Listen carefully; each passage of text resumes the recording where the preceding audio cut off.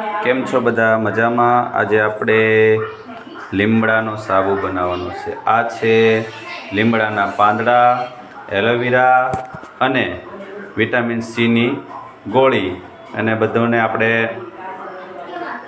મિક્સરમાં ગ્રાઇન્ડ કરી નાખ્યું છે એકદમ પતલું. અને જે એલોવેરા છે એનો વચ્ચેનો જે ગરભલો આવે એ આમાં નાખ્યો છે. આ છે સોપ બેઝ, જે સાબુ બનાવવા માટે બધી જગ્યાએ મળી રહેશે. આ ગોટના દૂધનું એટલે કે બકરીના દૂધનું જે સોપ બેઝ એ આવે એ છે. પછી આ બધી છે એ સાબુ બનાવવા માટેના. આમાં આપણે જે સાબુ છે એ આમાં નાખશું ને આમાં જે તેલ આવે તેલ નાખેલું છે. આપણે તેલ ફરતું લગાડેલું છે જેથી કરીને સાબુ આપણો નીકળી શકે. હવે આપણે પહેલાં આને સાબુ બનાવવા માટે આ જે સોપ બેઝ છે એને હળવા તાપમાને આપણે એને ગરમ કરવા મૂકશું, એટલે એ ઓગળવા મળશે. એટલે આપણો સાબુ પછી આપણે આ જે પેસ્ટ છે એ પછી એમાં નાખશું. આપણે જોઈ શકીએ છીએ કે આ ધીમે ધીમે ઓગળવા લાગશે. બહુ વધારે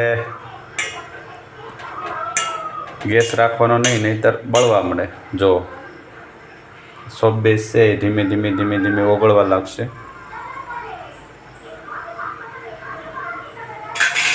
તમને એવું લાગે કે વધારે ગેસ છે તો ગેસ થોડોક ધીમો કરી નાખવાનો.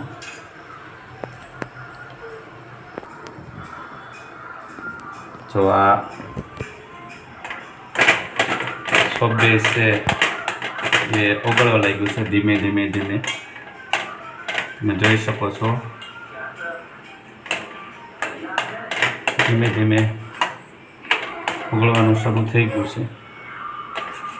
પછી આપણે આ જે પેસ્ટ છે લીમડાના પાંદડા, એલોવેરાનો વચ્ચેનો ગરભલો અને વિટામિન ની જે ગોળી આવે છે, જે દરેક મેડિકલ સ્ટોરમાં પણ મળી જાય, એ ત્રણેય આમાં આપણે મિક્સ કર્યું છે. અને એ આપણે જ્યારે સંપૂર્ણ ઓગળી જશે પછી આપણે આની અંદર નાખશું અને મિક્સ કરશું સારી રીતે.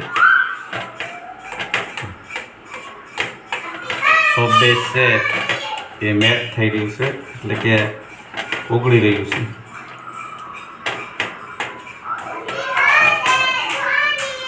જેટલા પણ આમાં આવા ટુકડા છે એ સંપૂર્ણ ઓગળી જાય પછી જ આપણે નાખવાનું છે. આ ત્યાં સુધી નાખવાનું નથી, નહીં તો ઠંડુ થઈ જશે.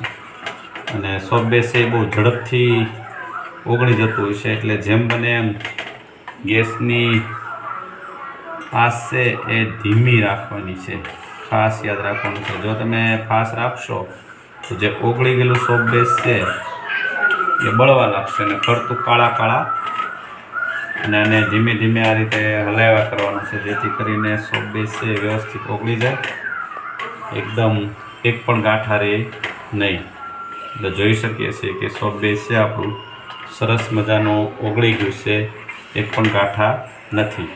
હવે આપણે સોપ બેઝની અંદર જોઈ શકો છો કે આ લીમડાની પેસ્ટ, લીમડો, એલોવેરા અને વિટામિન ની જે ગોળી હોય છે એ આપણા સ્કિન માટે ખૂબ જ સારી ઉપયોગી થાય એવી હોય છે. એ આમાં આપણે નાખી છે. સ્કિન માટે વિટામિન ઈની જે ટેબ્લેટ આવે છે એનો અંદરનો જે ભાગ આવે પ્રવાહી સ્વરૂપે એ નાખવાનું હોય છે. આખી ગોળી તમારે નાખવાની હોતી નથી, ટેબ્લેટ ટાઈપની આવે છે, અંદર પ્રવાહી જેવી હોય છે.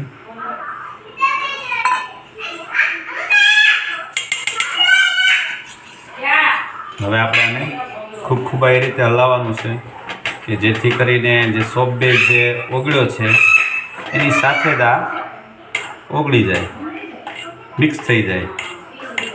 પછી આપણે આ જે ડબ્યું છે, જે ફરતે આપણે તેલ લગાવેલું છે, એ ડબ્યુમાં આપણે આ સોપ બેઝ છે જે જો અહીંયા જોઈ શકો તમે કે સરસ મજાનો લીમડો છે એની પેસ્ટ સોપ બે જ્યારે મિક્સ થઈ ગઈ છે. બહુ ઇઝી છે, બહુ સહેલું છે, મિક્સ થઈ ગયું છે. અને ખાસ આ મહિનામાં, ભાદરવા મહિનામાં જે સ્કિનની અને બીજી તકલીફો વધારે રહેતી હોય છે, એટલે આમાં આપણે હવે આપણે આ બંધ કરી દઈશું. અને આ રીતે આપણે જોઈ શકીએ છીએ કે સાબુ માટે જે ડબ્બી લીધી છે એ ડબ્બીમાં આપણે ભરી દઈશું.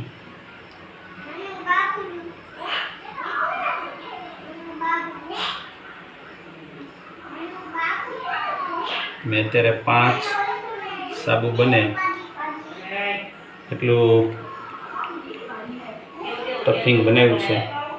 જો હવે આ છે ને 2-2.5 કલાક આમ રહેશે ને એટલે લગભગ એ ઠરી જશે, કડક થઈ જશે. બરાબર, તમે જોઈ શકો છો સરસ મજાના આપણા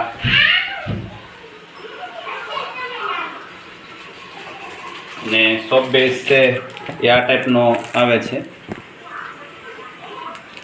આ ટાઈપનો સોપ બેઝ આવે છે જે સરળતાથી આપણને ઓનલાઈન ફ્લિપકાર્ટ છે, એમેઝોન છે એમાંથી મળી શકે છે. અને મોટા શહેરો હોય તો એ ત્યાં પણ મળી શકે છે.